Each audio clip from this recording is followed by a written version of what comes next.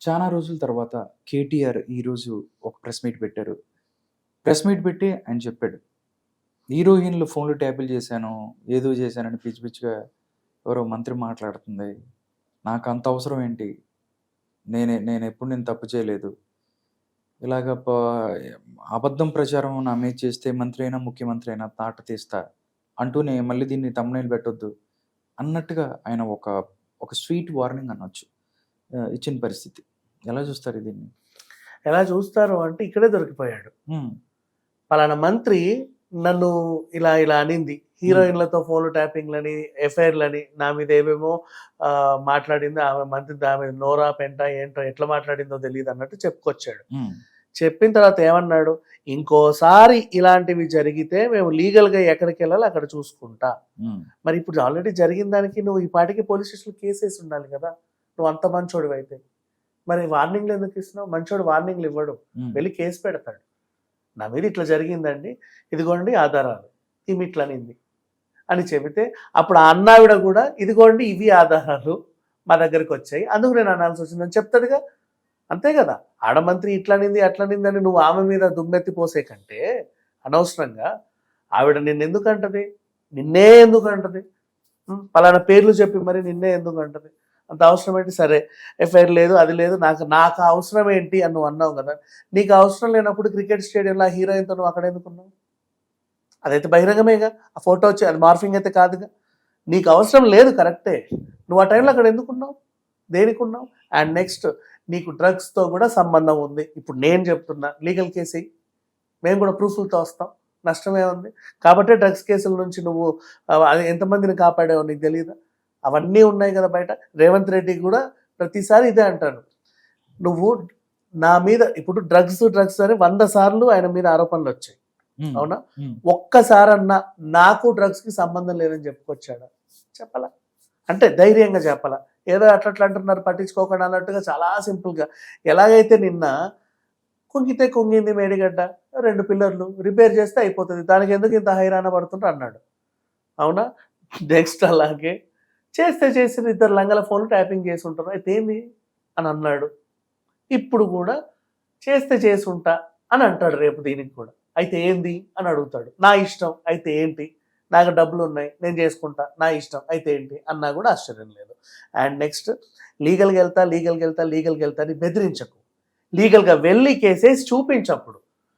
మొన్న ఇప్పుడు అదే డ్రగ్స్ కేసులో ఆయన పేరు వచ్చింది, ఆయన పేరు వచ్చి 16 ఛానళ్ళు రాసాయని చెప్పగానే ఆయన వెళ్ళి నా వెంటనే కేసేసాడుగా. వీళ్ళందరూ ఆధారాలు లేకుండా నా మీద పెట్టారండి అని చెప్పేసి. నువ్వు కూడా అలా చెయ్యి, ఆధారం లేకుండా హీరోయిన్లతో నాకు ఎఫ్ఐఆర్లు అంట కడుతుందండి పలానా మంత్రి అని చెప్పి ఆ మీదే మాట్లాడిన మా మీదే తప్పే ఉంది. వెయ్యాలి కదా, నువ్వు లీగల్గా వేసిన తర్వాత మాట్లాడు. లీగల్గా వేయకుండా నాకేం సంబంధం, అసలు నాకేంటి అవసరం అని నువ్వు చెప్తున్నావు, నీకే అవసరం అని వాళ్ళు అంటున్నారు. నువ్వు ఎందుకంటావు నాకేంటి అవసరం అని? అంటే నువ్వు మంచోడు అంటే నీకు నువ్వు మంచోడివి, బయటోడికి నువ్వు మంచోడు అని ఎందుకు అనిపించాలి? దేనికి నిన్ను అతను మంచోడు అని చెప్పాలి? నీతో తిరిగి 4 రోజులు నీతో ఉండి అబ్బా ఆయన చాలా మంచోడు అని చెప్తే అవును అనుకోవచ్చు. నీ మీద ఆరోపణలు వచ్చాయి కాబట్టి దాని గురించి మాట్లాడుతున్నారు. నువ్వు ఆరోపణలు ఖండించకుండా ఆమె నోరా పెంట నా మీద ఎట్లా పడితే అట్లా మాట్లాడితే నేను నేను నేను అనే అహాన్ని ఫస్ట్ కేటీఆర్ తగ్గించుకుంటే, అక్కడ ఏమీ లేదు నేను అనడానికి, ఆయనకు చెప్పుకోవడానికి. ఆయన ఫస్ట్ అది తగ్గించుకుంటే ఆయన నేను ఒక ప్రత్యేకమైన జీవిని అనే ఆ ఫీలింగ్ని తగ్గించుకుంటే నిజంగా బాగుపడతాడు 100%. ఈ ఆరోపణలు అసలు ఏమీ ఉండవు ఆయన మీద. సరే, ఇంకొకటి నెక్స్ట్, నాకు ఫోన్ ట్యాపింగ్కి సంబంధం లేదని గట్టిగా చెప్పావు, మా నాన్నకి కూడా సంబంధం లేదని ఎందుకు చెప్పలేకపోతున్నావు? అలాగే మా చెల్లికి ఈ లిక్కర్ స్కామ్ సంబంధం లేదని కూడా చెప్పు. అప్పటి నుంచి నువ్వు ఎప్పుడు చెప్పలా, ఇట్లాంటి విషయాలన్నీ చెప్పలా. కేజ్రీవాల్ అరెస్ట్ని ఖండించావు, కవితకి సంబంధం లేదని ఎందుకు చెప్పట్లా? మా నాన్నకి ఫోన్ ట్యాపింగ్కి సంబంధం లేదని ఎందుకు చెప్పట్లా? నీకు సంబంధం లేదేమోలే, మీ ఇంట్లో అందరూ కళాకారులే, ఆవిడేమో అదేంటిది మద్యం ఒప్పందాలు పెట్టుకుంది, మీ నాన్నేమో ఫోన్ ట్యాపింగ్లు చేసి ఫామ్ హౌస్లో కాలక్షేపం చేశాడు అవన్నీ వినుకుంటూ. ప్రజా సమస్యలు వినాల్సిన సీఎం వీళ్ళ సంభాషణలు వినుకుంటూ ఏదో రేడియోలో వీళ్ళ కబుర్లు, కాకమ్మ కబుర్లు, అక్రమ ఎఫ్ఐఆర్ కబుర్లు ఇవన్నీ వినుకుంటూ టైంపాస్ చేశాడు. నెక్స్ట్ ఇప్పుడు నువ్వేం చేసావు? నువ్వు ఎక్కడెక్కడ ఎన్నెన్ని కబ్జాలు చేసావు, ఎన్నెన్ని డీలింగ్లు చేసావు, ఇవన్నీ కూడా బయటకు వస్తాయి. ఒక్కొక్కరిది ఒక్కొక్క తీరు. 10. నాకు దీంట్లో సంబంధం లేదు అని నువ్వు అన్న చోటే నాకు మిగతా వాటిల్లో సంబంధం ఉంది కానీ దీంట్లో లేదు అని చెప్పుకున్నావు నీకు నువ్వే, అంతే. సో లేడీ మంత్రి అయినా సరే ఇంకెవరైనా సరే, ముఖ్యమంత్రి అయినా సరే మేము ఎవరిని వదలం ఖబర్దార్ అన్నాడు కదా, అంత సీన్ ఏమీ లేదు. ఆయనకు నిజంగా సంబంధం లేకపోతే వెళ్ళి హ్యాపీగా లీగల్ కేసు వేసుకుంటే ఎవరెవరైతే మాట్లాడారో ఈ ఆధారంతో మేము మాట్లాడామన్నా అవి కూడా బయటకు వస్తాయి. అప్పుడు ఒక ట్రయల్ నడుస్తుంది. నువ్వు మంచోడు అయితే కేసు కొట్టేసి నిన్ను రిలీజ్ చేస్తారు, లేదు అంటే అవతల నిన్ను లోపలేస్తారు. నీకేంటి ప్రాబ్లం ఏంటి? లేదు నువ్వే చేసావంటే నిన్నే లోపలేస్తారు. భయం ఎందుకు? ధైర్యంగా లీగల్ కేసు అయ్యి లీగల్గా ఎదుర్కో, తప్పేంటి? తప్పే ఉంది. కొన్ని రోజుల నుంచి చూసుకున్నట్టయితే ఫోన్ ట్యాపింగ్ వ్యవహారం అవచ్చు, హీరోయిన్స్కి సంబంధించి ఫోన్ ట్యాపింగ్ వ్యవహారం అవచ్చు, చాలా రోజులు దగ్గర దగ్గర 25 రోజుల నుంచి నడుస్తుంది. బట్ ఇప్పుడు దాకా కూడా కేసీఆర్ మీద, కేసీఆర్ ఫ్యామిలీ మీద, కేటీఆర్ మీద డ్యామేజ్ జరగాల్సినంత డ్యామేజ్ జరిగింది. బట్ అన్ని రోజుల తర్వాత ఈ రోజు బయటకు వచ్చి మాట్లాడడం ఉపయోగం ఉందంటారా? కదా, ఎప్పటి నుంచో ఉంది. నీ 5 రోజుల నుంచి నీకు జరుగుతుంటే నీకు డ్యామేజ్ అంతా అయిపోయిన తర్వాత రోజు యూట్యూబ్ చూస్తావుగా, నీకు తెలీదా? మాట్లాడాల్సిన పరిస్థితి కదా. రోజు మాక్సిమం నోరు తెరిస్తే యూట్యూబ్ అంటావు, తమ్ముడేళ్ళ గురించి కూడా మాట్లాడతావు నువ్వు. అలాంటిది నువ్వు రోజు చూస్తావు కదా. ఎట్లయితే మీ నాన్న ఫోన్ ట్యాపింగ్ విన్నాడో నువ్వు అట్లా యూట్యూబ్ లో చూస్తా ఉన్నావు, రోజు ప్రతి టాపిక్ గురించి మాట్లాడుతున్నావు. నేను కాదనప్పుడే ఖండించు, లేట్గా ఎందుకు ప్రతిదాన్ని స్పందించదు? ఇది నిజంగా డ్యామేజ్ అయిపోయింది. బట్ ఈ రోజు మాట్లాడు కాబట్టి ఆరోపణలు ఎదుగుతున్నా దానికి సంబంధించి మాట్లాడుతున్న పరిస్థితి. కేజ్రీవాల్ సంబంధించి ఆయన రిమాండ్లో ఉన్నారు తిహార్ జైల్లో. దానికి సంబంధించి కొన్ని వార్తలు వస్తున్నాయి. గత కొద్ది రోజులుగా ఆయన వెయిట్ లాస్ అయ్యారు అన్నట్టు తెలుస్తుంది. దీనికి సంబంధించి ఆపు వర్గాలు ఏదైతే ఉన్నాయో దాని మీద ఆందోళన పడుతున్న పరిస్థితి కనిపిస్తుంది. నిజంగా ఈ అంశాన్ని ఎలా చూడవచ్చు? Kejriwal actually diabetic patient. ఇప్పుడు ఆయన ఉన్న సెల్ ఎంత, 14/8, ఇటో 8 ఫీట్లు అటో 14 ఫీట్లు, అంత డబ్బాలో ఉన్నాడు. ఇంతకుముందు అంత కంజెస్టెడ్గా లేడు కదా. అంటే ఫర్ ఎగ్జాంపుల్ నువ్వు ఒక టైప్ ఆఫ్ నువ్వు బంధించిన పడ్డప్పుడు ఒక టైప్ ఆఫ్ భయం కూడా ఉంటది. యాక్చువల్గా సరిగ్గా ఆకలేదు. ఒక సీఎంగా ఒక పెద్ద మంది మార్బలం, ఒక పెద్ద హోదా, కరెక్ట్ టైంకి అవన్నీ కానీ హ్యాపీనెస్, నిద్ర ఇవన్నీ ఉంటాయి. బట్ ఒకేసారి తీసుకెళ్ళి ఒక చిన్న రూమ్లో వేసేయటంతో అంటే మానసికంగా కూడా ఇబ్బందులు ఎదుర్కొంటున్న పరిస్థితి ఉంటుందా? మెంటల్లీ కూడా డల్ అయిపోతారు. అండ్ సీఎం కాకముందు కూడా జనాలతోనే తిరిగావు. ఎటు చూడు జనం జనం జనం, ఎప్పుడు ఎవడో ఒకరితో మాట్లాడడం, ఏదో ఒకటి డిస్కస్ చేయడం, మంచో చెడో వాట్ ఎవర్ ఇట్ ఈస్, ఏదో ఒక ప్లాన్లో వేసుకోవడం. సడన్ గా నిన్న ఒక దాంట్లో వేసినప్పుడు all of a sudden like homesick అనుకోవచ్చు. ఇప్పుడు మనం చిన్నప్పటి వరకు 10th క్లాస్ వరకు పిల్లలు చదివి ఒక్కసారిగా ఇంటర్మీడియట్కి వచ్చేసరికి రెసిడెన్షియల్లో పడేస్తే ఫస్ట్ 1 వీక్ వాళ్ళు కూడా బరువు తగ్గుతారు. హోమ్ సిక్ హాలిడేస్ ఇచ్చినప్పుడు వస్తారు, 2 months 1 month హోమ్ సిక్ ఇస్తారు. అప్పుడు ఇంటికి వస్తే సన్నబడి వస్తారు అనమాట. ఆ భయం ఉంటుంది, ఎవరికైనా ఉంటుంది. కవిత కూడా సన్నబడుద్ది, నాట్ ఓన్లీ కేజ్రీవాల్.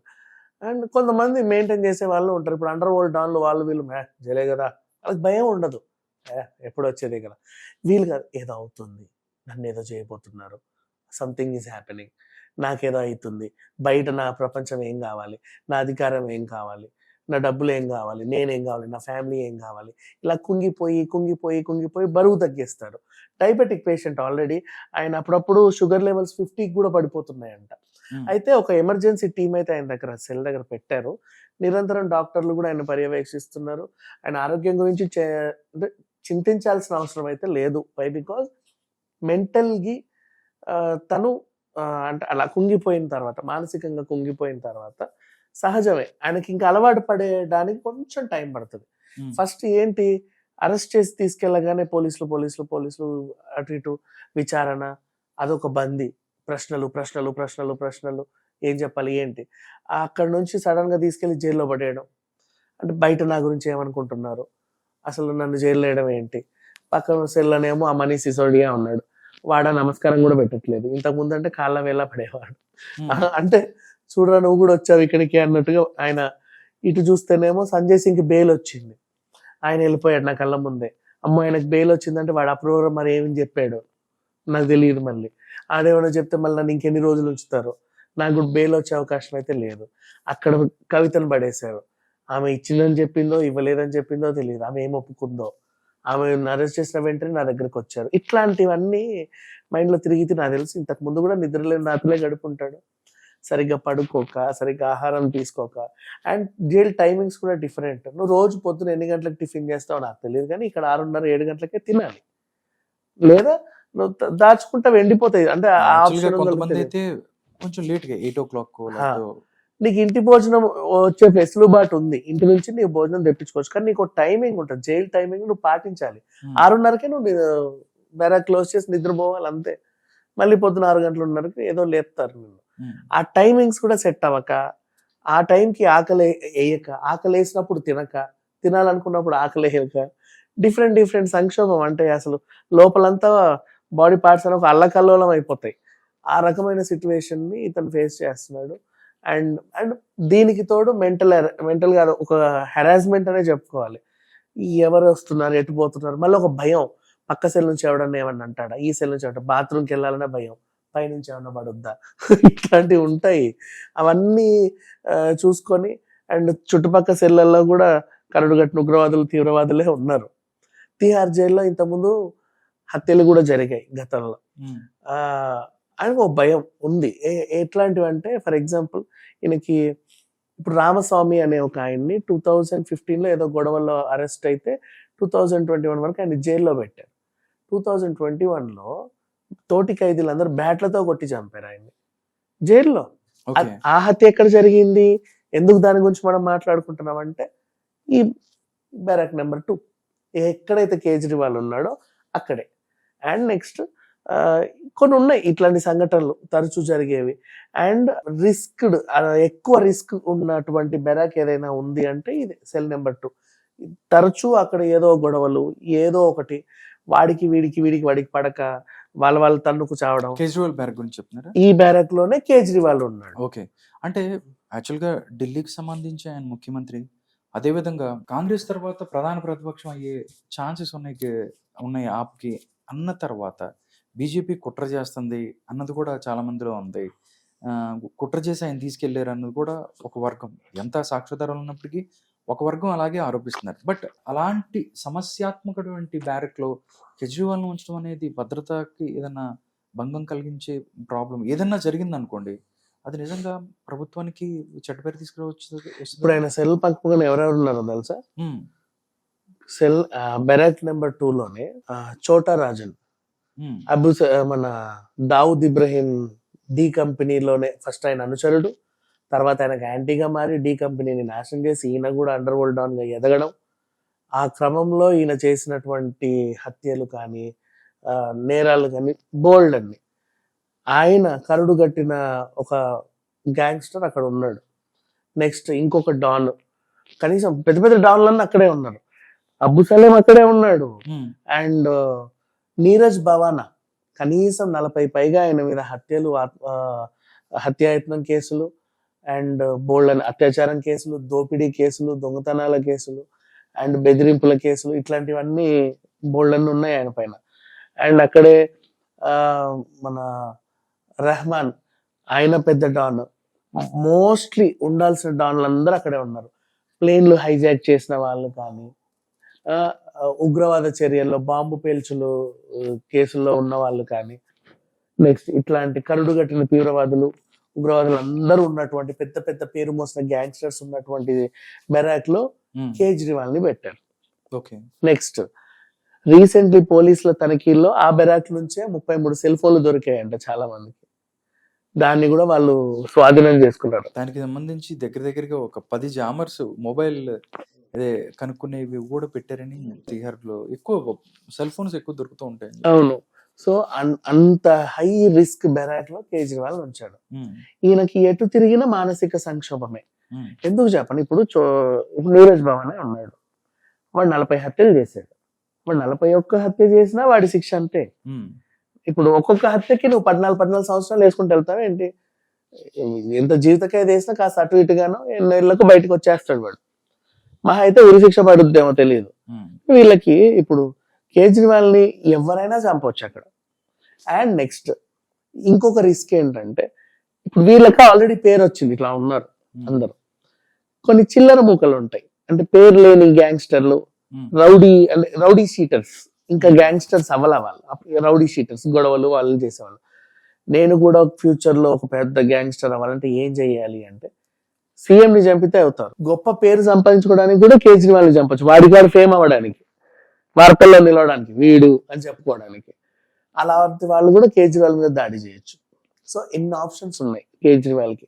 అందుకు ఆయన మానసికంగా కుంగిపోయి, శారీరకంగా కుంగిపోయి, ఆ భయానికి తినలేక బతకలేక, మంచినీళ్ళు కూడా తాగిన దిగమింగుకోలేక, సరిగ్గా బాత్రూమ్ కి కూడా వెళ్ళి రాలేక, అండ్ టైంకి మందులు కూడా తింటున్నాడో లేదో తెలియక ఇట్లా బరువు తగ్గాడు అండ్ కుంగిపోయాడు. అండ్ ఆయన ప్రాణాలకి హాని కూడా ఉండి ఆ విషయం కూడా ఆయనకు తెలిసి కూడా మళ్ళీ భయపడుతున్నాడు. బయట వాళ్ళకి కూడా తెలుసు. సంక్షోభంలో కొట్టుమిట్టాడుతున్నాడు కేజ్రీవాల్.